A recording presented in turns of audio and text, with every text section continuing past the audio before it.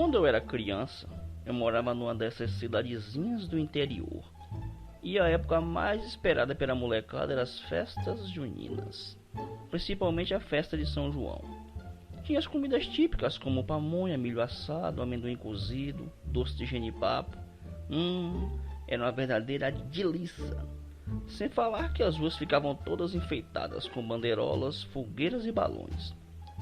Mas o que a criançada gostava mesmo era de brincar com fogos de artifício. Claro que não era desses fogos potentes, era desses fraquinhos como bombinhas, traque, chuva de prata. Era muito divertido. A criançada enchia o saco dos pais para conseguir dinheiro para comprar essas maravilhas pirotécnicas. Inclusive eu, que até hoje ainda gosto disso. Mas dentre todos esses fogos existia um que era estritamente proibido pelos adultos. A famigerada cobrinha. Basicamente, ela era um tipo de bombinha, só que não explodia quando acesa. Ela soltava uma rajada de faísca e saía descontrolada pela rua. E só parava quando a pólvora queimava toda. E o problema era justamente esse. Como não se tinha o controle, às vezes ela queimava a perna de algum distraído. Por isso que era proibido. Houve uma vez que eu fui comprar fogos na venda da esquina. E ao invés de bombinhas, resolvi dar uma de vida louca e comprei uma caixa das proibidas cobrinhas. Porque eu tinha um plano. Ia colocar ele em prática naquela noite de São João. E assim que anoiteceu, a molecada começou a festa. A gente se juntava e era bombinha e traque pra todo lado. Um movimento danado.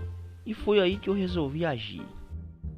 Tirei do bolso a caixa de cobrinha, acendi algumas e era realmente muito maneiro ver os amigos correr e se desviar delas. Então vi que era hora de esquentar as coisas, E resolvi fazer um pé de pinto com as cobrinhas. O pé de pinto, para quem não sabe, consiste em colocar 3 ou mais bombinhas com o pavio junto, para quando acender ter uma sequência de estouros. E se com bombinhas era legal, imagine com cobrinhas. Então eu sentei na calçada e fiz um pé de pinto com 7 cobrinhas, que era para causar mais impacto, e acendi. Só que eu, na inocência dos meus 9 anos, cometi um erro de acender quando eu estava sentado. E por azar, o meu short era desses folgadões, E por mais azar ainda, eu estava sem cueca. É que eu não gostava de usar cueca quando era criança. Então, quando acendi, uma dessas cobrinhas entrou dentro do meu calção e começou a rodar dentro dele, me queimando todo.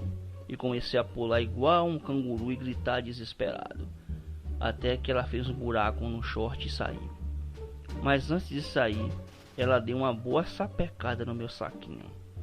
E o resultado disso foi que eu passei o São João todinho andando de perna aberta e sendo alvo de gozação das outras crianças. Moral da história: sempre use cueca na noite de São João, principalmente se você for brincar com cobrinhas. Eu nunca fui um aluno exemplar, mas sempre tive grandes amigos, e um deles era o Caio. Caio era um nerd de carteirinha e tinha muita moral com a diretora e os professores.